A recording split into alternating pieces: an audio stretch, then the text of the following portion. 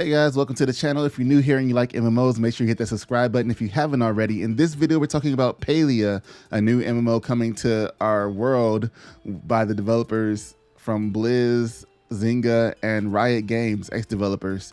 So this game is kind of different than your normal MMO RPG. There's actually like an MMO CSG, which is like a community simulation game, is what they're referring to it as. And a lot of people are making comparisons to Animal Crossing and Stardew Valley and Breath of the Wild, like if they all mix together. I guess Breath of the Wild because I saw people flying in kites in the trailer. If you haven't seen the trailer, I should have it playing up here shortly. It's pretty short and it's pretty cool. They actually have some players running around the world and you can see their names for the trailer and stuff like that. So the story in Palia is that in Palia, humans are the legendary race, having disappeared thousands of years ago at the height of their grandeur and mastery of magic. Nobody in the modern day knows why, until one day humans began to appear all over the world. As one of the newly re-emerged humans, you have to make yourself a new home in this friendly world and forge a future for yourself and humanity. This kind of makes me think of Titans, like how they just came out of nowhere one day, Attack on Titan. But I know it's nothing like that. They haven't mentioned anything about like fighting that I've seen, so I'm not sure how much of the adventure side is it.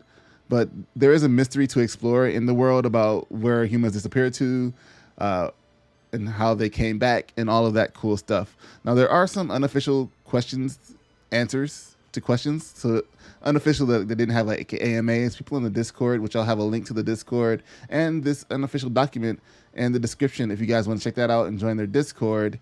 And I just want to go over some of those questions that they have on here. I'm just going to leave this cool scene playing in the background and maybe I'll switch in between the trailer and stuff like that. We'll see. So this order, it's all in sections. I'm going to go through the sections. I don't know how long this video is going to be, so I'll try to have these sections in the timeline. It's for sections you care about. This document is going to be updated like daily as questions are asked and answered. So questions I'm going to answer here, there may be some new questions added to it later. So keep your eye on it. And like I said, it's going to be all in the Discord and stuff like that. I'm just checking it out, what we have right now in front of me. So it says this needs to be said first before anything else. Just like a general thing, bear with us devs as we navigate what we can and can't answer on day one of being publicly announced game. Where people are not performers, it's a lot. So for your server, it's also, I want to say real quick that it's cool how they have this all set up. They have it set up color-coded bullet points so you can see what questions were answered on day 1, day 2, day 3. It's pretty cool. So I'm not gonna go through all the detail when I answer these, but for the server, it says you won't have to choose a server before you're allowed to make a character or anything. We'll let you go to where your friends are, but play between regions may have some restrictions so we can keep our network performance up. There's gonna be no server selection. Hit the big play button and play with friends. Not quite sure how they're gonna make sure you can play with friends. Maybe it'll be on Steam and you can just go to where your Steam friends are, or regional servers like North America servers, just all be one big server. We'll see. Players will be able to self-organize more. You aren't tied down to a specific server. They can't address the server size, but think smaller.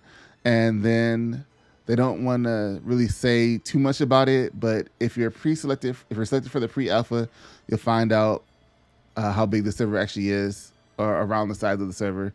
They say pre-alpha is to help us test and verify the numbers we are shooting for. And if you want to sign up for pre-alpha, I'll also have the link to the website in the description where you can sign up for the pre-alpha also.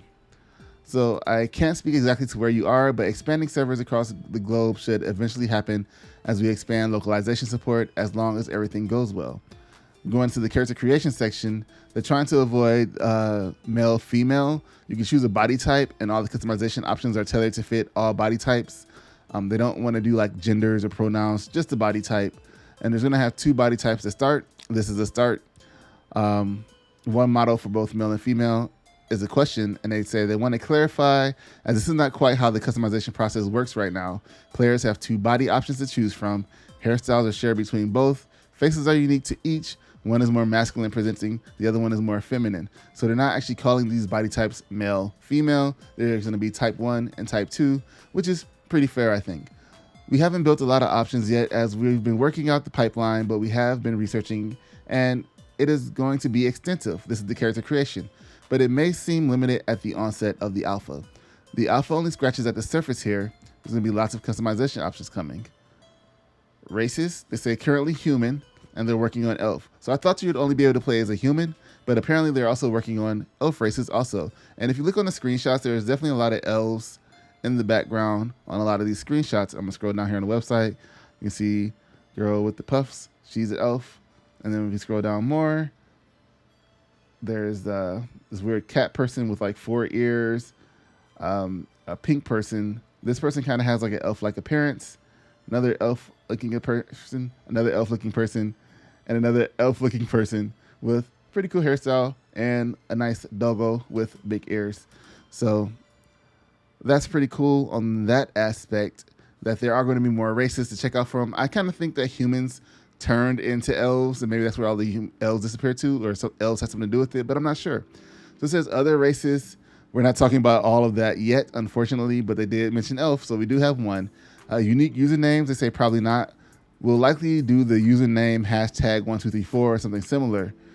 That's kind of unfortunate. I kind of like the unique usernames. I think my usernames are pretty unique though, so I might be able to get away with whatever my name's going to be. Naming, I don't think it's been fully figured out, to be honest, for the naming, so they might change the 1, 2, 3, 4. These are all just kind of like questions they're throwing out as people ask them, so bear with me here a little bit. I'm just trying to ask and answer the questions that I have in front of me. It says surnames or titles are a possibility. This may hinge on community feedback. I think you'll be happy with how we do things with our customization, especially if you're into colors and hair. We want people to feel they can play the person they want to play. We're investing in lots of body shapes, clothing options, hairstyles, etc., all completely mixed and matchable. Multiple characters, not at pre-alpha, but the plan is to support multiple characters. So I like the whole idea of different body shapes and stuff like that, because this is a different type of game. It's not like your hardcore adventuring, kill monsters, you're a knight type game. This is more of a laid-back, casual game. So it will make sense for people to just have different body shapes in that type of game, where you're a more casual person to just be more casual. Let's go down to gear and equipment. So yes, you will have cosmetic outfits, of which we have already have a dazzling variety. You also have your tools like pickaxe, fishing rod, butterfly net. These have quality tiers, but you only have one at a time. Example, a higher quality axe replaces the lower tier one. You're not juggling both. There's a huge variety of harvestable and gatherable and craftable items that you can have in your inventory. Tools specifically, we do want it to be as easy and seamless as possible, so you're not constantly swapping items and switching to inventory management after every activity. There's going to be outfit slots, so why stop at one slot for outfits so you can have like your management system. And I kind of am curious of if these cosmetic outfits drop, if you had to pay for them in the store, how that works. I know they're not talking about the store right now because it's mad early. They just announced the game and nobody's even stepped foot in the world yet. So hopefully, it's pretty cool. You do level up in the game, so I'm just kind of curious on how that whole system works. And hopefully, if I'm selected for pre-alpha, I'll be able to see that. And I hope that's not under NDA, so we'll be able to share this information with everybody. So for the world section, there's travel options. Our world is meant to feel large and have lots of things to do, discover, but we don't believe spending an hour to travel between zones is how folks want to spend their time. Is that a dig at New World? Maybe. There's a pretty open fast travel system in the alpha right now, and we're considering all forms of feedback on how to improve it. How open is the world? Open, but curated. If we go too open, you never squash the bugs. We definitely want environmental traversal to be super fun though. You saw the gliders, yeah? We're trying to use real geometry where we can rather than have you running into invisible walls. Our game will feel more curated than the open world. We're starting smaller and aiming to grow bigger. For alpha, we will certainly have instances of our maps that support so many players, but making sure your group is together and you can visit each other without loading screens and your social experience is smooth is one of our primary goals as a team. As of right now, all of our buildings can be entered, but be understanding that NPC might close the door of their home at certain times of the day for sleeping. Currently, there's 1 IRL hour in the game. It's going to be 1 day in the game. Wait. 1 IRL hour is 1 in-game day. This might change. I messed that whole sentence up. Oceans, islands, ships, and sea travel. The person says if they get their way, yes. But the community helps prioritize new features as much as anyone, so fill out surveys whenever you get them. In other words, just keep saying you want to have island ships and sea travel. Will there be Easter eggs or pop culture references in the game? 100%. That's always fun. I love good Easter eggs and pop culture references. They always kind of make me laugh, especially when you get it. More on Easter eggs. We like this too, and one thing we ask ourselves about when designing spaces is discoverability. We don't want to put a whole wiki inside the game, but we don't want you to feel like you got to have a wiki open to even play. Exploration will be more about finding what's going on in a world where people and animals have their own thing going on, and you're in the mix there. There's a lot to uncover in the Palia story. You decide your own level of involvement. I said that kind of harsh. Palia. Weather. We aren't ready to talk about weather specifically right now. Palia is not a world without weather. I can say that.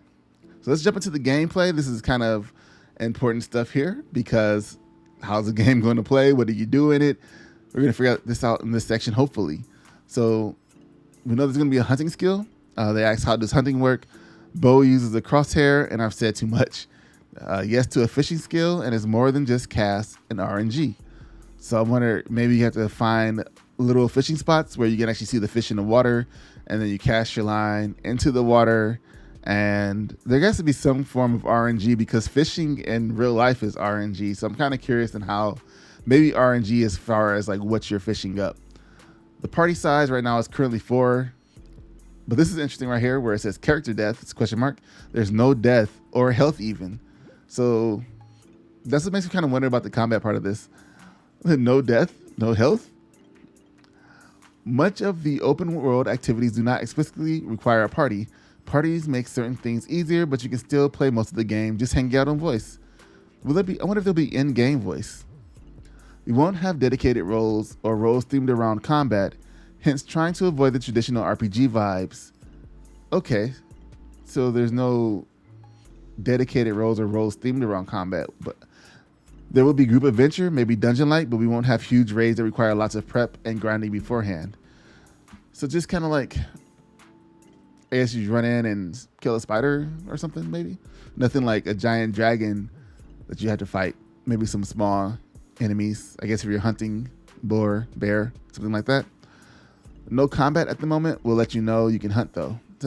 Then my next question, my answer was answered in the next question. My question was answered in the next answer. I don't know. Words twisted up. Keep going. Magic skill line. Definitely no magic skill to level up like hunting at the moment. Even though we're trying to avoid the typical grind of MMOs, you'll still have lots of bars to fill up and levels to grind. Yes. Our version of guilds in the game are neighborhoods. And yes, you'll be able to create your own and invite whomever you wish. So you can make your own neighborhood, and that's a guild. So like a little cul-de-sac. Interesting. Difficulty. Different activity skills are different. It's hard to say, but people will probably gravitate towards their favorites and specialize that way. In-game progression and how it's lacking in Animal Crossing. You know, it's kind of weird for somebody to say that in-game progression is lacking in Animal Crossing because Animal Crossing isn't that type of game that would have in-game progression. It's just a game where you just chill. There's no end game to it. There's no leveling up content. There's no end of the game. It's just you just chill constantly in the game. When you get everything, you win, I guess. So let's go back into this question. We've identified that this is a well-known issue about Animal Crossing. Unfortunately, we are not planning to succumb to that same fate. So I guess there will have some kind of in-game progression, but what would that be? Our skill system will be Syrup. AF. Syrup? I don't know that word. Am I old? A good flavor. Liking. Appetite. Okay. Jumping? Yes. Yeah, I never really saw Animal Crossing as having in-game. So there will be achievement systems like these will exist. Achievement systems will exist in the game with consideration for people being able to enjoy the game for its own sake and not feel obligated to play the game in a way they don't enjoy. There's an RP section. I've been making sure to advocate for features like these. It also helps that I role-played in WoW for over a decade, and the executive producer for the game is also another role player. So I don't know what these questions are. There are a lot of questions in the Discord, and I'm reading it from their document of just answers. We definitely want players to stand out and feel they can play the person they want to play. We are really excited for things like emotes, titles, etc. So I'm really curious to play this game because there's no like combat at the moment, like no real combat, but there is adventures and there are like something similar to dungeons, and there's like a mystery to the game of like why all of this is happening. So I'm pretty curious how it's all going to work. It says there's a PvP section because of course people got to fight. It's possible we introduce PvP in small ways in the future. Currently it's not in there. So without combat, would PvP be like cooking contest? Competitive activities is higher priority than PvP. But if PvP means competitive gameplay, then we'll have some. If PvP means duels in the middle of town, then nah, fam. Let's just say nah. I added the fam. I like fam. But yeah, that makes sense, right? Competitive gameplay would be like cooking contest, hunting contest, stuff like that, fishing contest. That would still be kind of like a PvP. But if you're talking about like battles with no combat going on in the game, then I guess they won't do PvP that way. Makes sense. Makes sense. Crafting and gathering. So you'll be never be told to pay money or come back later just to craft something. If you have the resources, you craft. You won't be stopped cutting down trees by stamina or similar. We had it. We hated it. It's gone from the game. All of our gathering skills will have a rare stuff. There will be cooking. I don't want to get into the specifics on how it works just yet. Infinite regrowable lumberyards, quarries, etc. Yes to all those, actually. Resource management, we have a unique solution to that, but not ready to unveil it yet. All kinds of trees around Palia. There's no food rot. Food made by people who are really good at making food will be better than the same food made by a bad cook. Fun achievements not to cut 5,000 trees. Cut down 5,000 trees in an interesting way. Why are there different colored deer-like animals in the trailer? Starstruck emoji. Bees. Oh, sorry. We don't comment on bees right now because we're still very mixed on how stingy to make them. Okay. Plant diversity. I think we have some interesting diversity of plant choices already, though. The bees are a reference to Animal Crossing. For those who don't know, there's bees in Animal Crossing, and they were a pain for a lot of people to try to catch, but people were really happy when they caught them. Any plans for animal husbandry? They say they're not sure if that's technically true. There are long-term plans for lots of things, so many that we'll have to listen to y'all to figure out where to focus. I think I can state that animal taming and or husbandry is a common topic for us at the studio. Y'all, is that person from Texas? Yes, safe to say that you will have to go to a variety of places to catch a variety of fish. So I guess that question was geared toward fishing. For mounts and pets, we see these categories as fast travel and pets. Both are in the roadmap in some form. There isn't a roadmap yet, though. Not for us to see. The roadmap is their own personal journal of direction that they're heading into right now. All right, jumping into land and housing. Let's see if we have any Final Fantasy type housing or if everybody has their own house. Earning the right to your housing plot is between you and the villagers in the quest line. So there's a quest line. That's interesting. Harvest Moon was like one of my favorite games. I never played Stardew Valley, but the idea of a quest line is pretty interesting. Your home is intended to be your cozy private space, but you can have visitors so you can still show off your decor. Instance houses says it'll feel a lot like instance houses, not committing to instance housing plots at the moment. Currently, our housing is instance off in private spaces.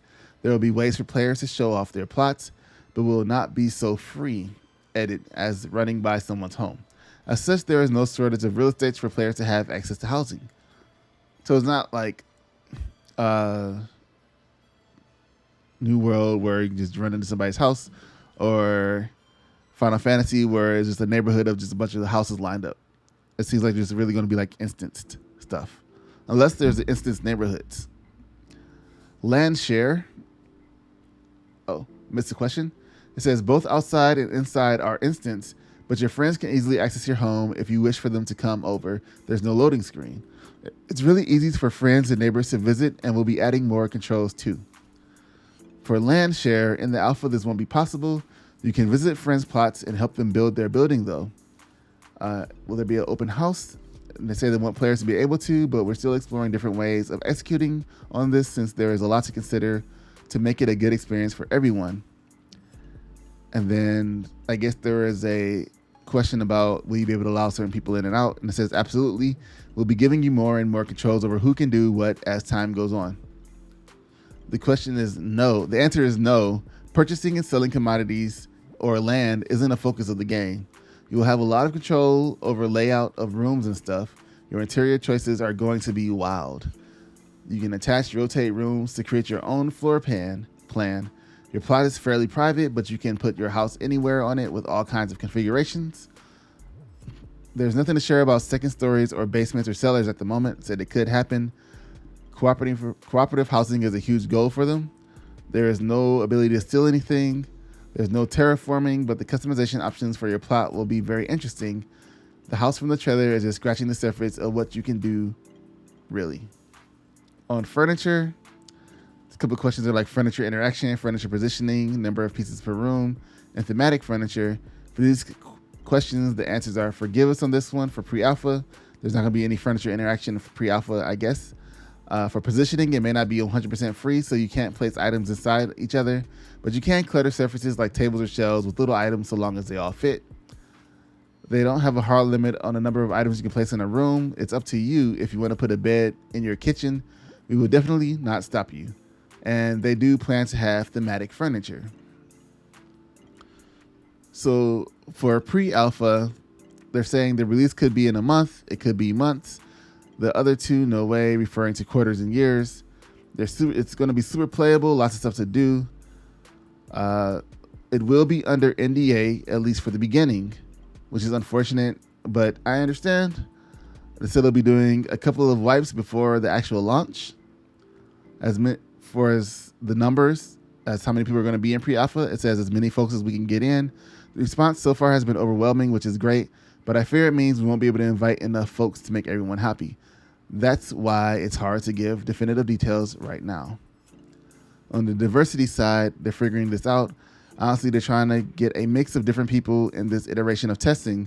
So some will be fans of this game or that game. Some will be solo players. Some will want to bring their friends. So the answer is actually some might be allowed to bring in friends.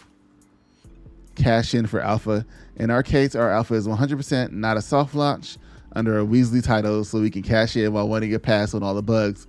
We're all old and crusty and old school, or at least I am. And so as far as I'm concerned, alpha is alpha is alpha. I like that. Alpha is alpha is alpha. It's an alpha. No, we just put some stuff together and was like, yo, y'all want to try this out? Our hope is that those who do get into pre-alpha are super vocal about the things that they like and the things that they don't like. Our goal at this stage in development is to really double down on the things that players are loving about the game and fixing things that they see as problematic. Part of the reason that we are having the pre-alpha is so the game can be shaped not only by us, but by players as well. I guess it makes sense because it is a community-based game. I hope there's nobody in there like, oh, they're not paying me $100,000 to test their game. That's kind of a bad look at it because everybody really wants this kind of game to succeed, and it's just weird to think like that on this. Get a chance to check out something early. You can at least give your feedback. If you don't like it, you can give your feedback anyway if it came out and you paid for it. So it's weird. Release date 5 years. Ain't nobody got time for that. So it's going to be before 5 years. It says it's a little too early to be talking about early access or release right now. We're focused on getting as much feedback as possible on pre-alpha so we can build a great game for our community. It says like done. We expect to be a live service game and keep working on it.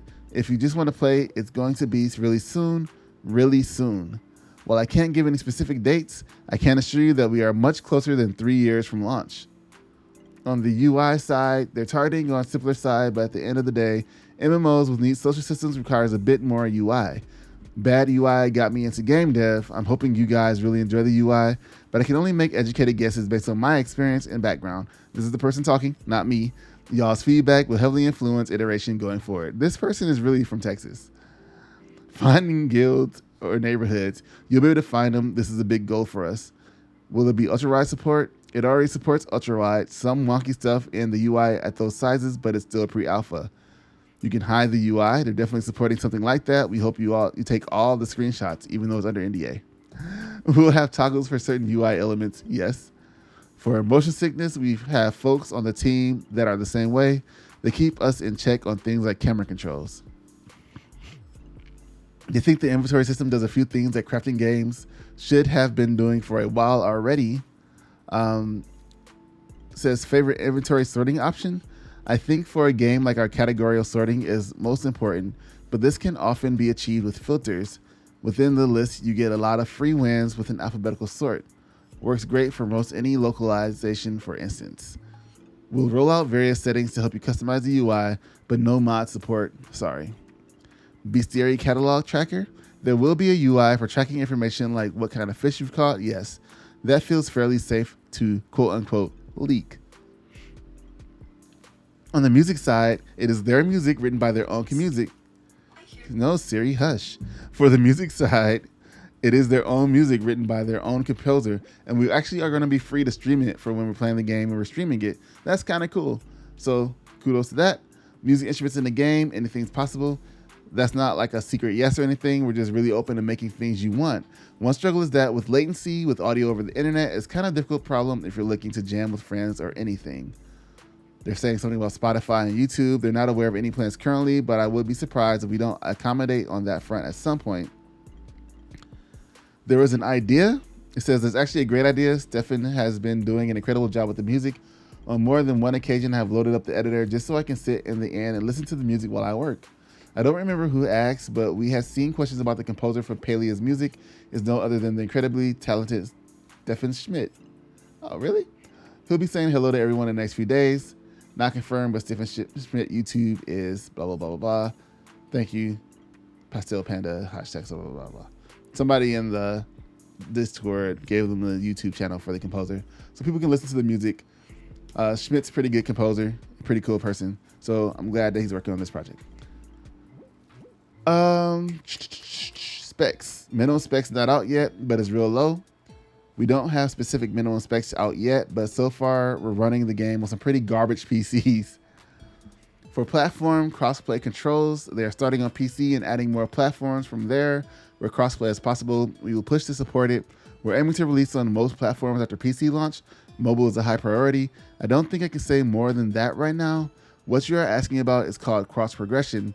That is also a complex subject involving legalities between platform holders, Microsoft, Sony, Nintendo, etc. So we don't know about anything as far as crossplay or it's going to be another console. Right now it's going to be on PC. They do plan to have controller support at some point in time, but it won't be available for pre-alpha. As someone with RSI and the risk, controller support is very important to the person answering the questions, and they've been playing Palia on a Steam controller in the meantime. VR is already fairly friendly with the Unreal. We could look into it. If I know we have VR fans on the dev team. I mean, it's the only way to play Elite Dangerous. But there's no VR right now in the game. For accessibility, they do intend to include disability options, including colorblind options. This is not ready for pre-alpha quite yet. You need the mouse, but it is required for the UI than playing the game. Folks with accessibility software and other endpoint devices shouldn't have to worry about clicking the world to move or anything like that. So I'm glad they're thinking about accessibility for other players in the game that aren't able to really use their digits or hands or arms and things like that, and really want to play games because it really does help with a lot of things. And I'm glad they're considering accessibility features. For NPCs and romance, I thought I was almost done. We'll have relationships and romance. Things like spouses and children could come later. Children? Friends and romantic partners both. I'm sure you'll find someone to relate to in the village, even if it's the mean old mayor's wife. You're going to have romantic partners with the mayor's wife? What? Villagers have lives to live as well, so you'll see them all around the world. Romance will be only between players and NPC. Gender doesn't matter. Currently no player-to-player romance, but they are looking into it. It was mentioned in one of the house sharing related questions. Romance, multiple NPCs, yes, but just like in real life, some people might be upset if they find out. Oh no, you can have hardcore sim drama up in here. So, will Einar, which is the name of the robot that you see in the trailer, will Einar follow us and help us, or just an NPC? It says Einar has his own routine and interest. You'll have to strike up a friendship to learn more. And there's dialogue with NPCs, and it says choices. So if you look on the Twitter page, they have a card for Einar, and it talks about some of his likes, how old he is, and what he likes. I think he likes shiny objects. So that's kind of like a way to become friends with NPCs in here. You'll be able to give them gifts, and that's how you become friends with them. It's pretty cool. Anti-griefing. We do have a bit of a troll on the team who actively looks for ways to grief us when we are playtesting so that we can look for ways to mitigate or remove the ability. I'm sure new ways will be discovered, but it's something we do care very much about and pay attention to. We want the existence of other players to be at worst neutral and at best a positive add. Players are really creative when it comes to this stuff. Thankfully, we have folks on the team that are really good at making sure we know when stuff isn't up to standards in that department as well. They're sensitive to anti-griefing. They may not end up supporting private servers, but if we don't, you'll have other tools to filter out unwanted players. A huge focus for us is having some of the best social systems, and that includes not worrying about seeing players you don't like seeing. There's just a block a whole character on the block list. You just can't see them at all. That'd be kind of interesting.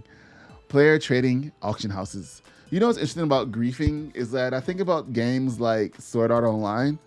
It's not a real game, but like the anime Sword Art Online or anime that have that system, or games that have that system where you jack into like a virtual space, and like how people will be griefed in that type of game. It seems like a real headache, right? Like, how would you avoid that? I guess you can just beat them down in your dream world, but all right, sorry. Moving on. What was that? Player trading in auction houses.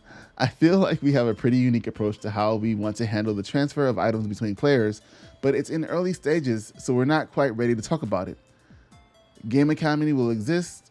We aren't sharing a lot about this, but it'll be clear when people get their hands on the alpha. So you'll be able to sell and trade stuff. I guess there's going to be crafters and gatherers.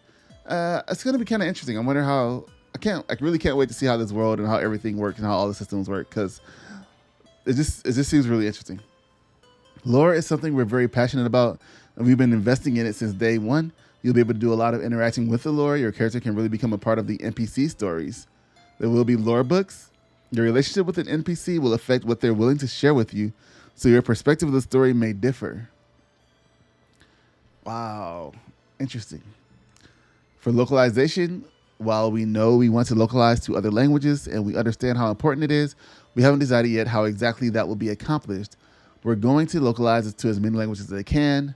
And say they get a few folks from Brazil, they're definitely going to have to start learning Portuguese. We do plan on localizing the game. However, the pre-alpha will be in English only. The engine is going to be an Unreal Engine 4. An engine upgrade is never cut and paste. There's always a transition cost. How big the cost is and when do we want to pay it is a huge part of the strategy around doing a potential upgrade from UE4 to UE5. There are a lot of factors that do go into selecting a game engine. I'm hoping to one day have some articles on our company site sharing more details about the engineering choices we made and the tech we use.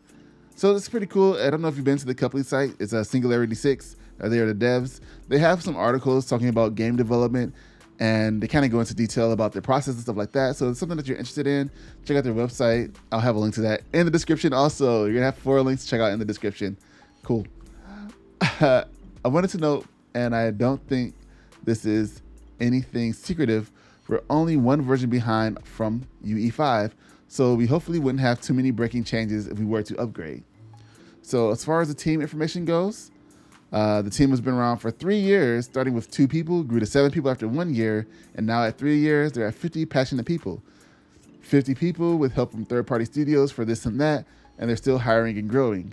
And Aiden and Anthony started Singularity. You can see them on the LABusinessJournal.com news website here. I'm not going to link this website, but you'll be able to have access to this. This is going to be in the Discord. This document is not put together by the team. It was actually put together by, I think, a moderator on Discord, which is pretty cool that they've put this handy space here. It's constantly being updated, so always check on it the next day, see if there's anything extra that I didn't see in here. And yeah, so far this game looks pretty cool, sounds pretty cool. The real mystery and the lore and everything that's really drawn me in. Like, I want to know what's going on here and what is happening. It's something I have to find out. And hopefully I'll get the chance to be able to do that a little bit in the pre-alpha if I get selected. So that's all for this video. It was a lot. It was probably one of my longest videos that I've made as far as this gaming stuff goes. If you guys liked this question answer thing that I did, I try to do it anyway, whether you like it or not. I just want to keep you guys informed on a lot of things, a lot of games, a lot of MMOs and stuff like that. But thank you guys for watching the video. If you made it this far, Don't forget to hit the like button, hit the subscribe if you haven't already.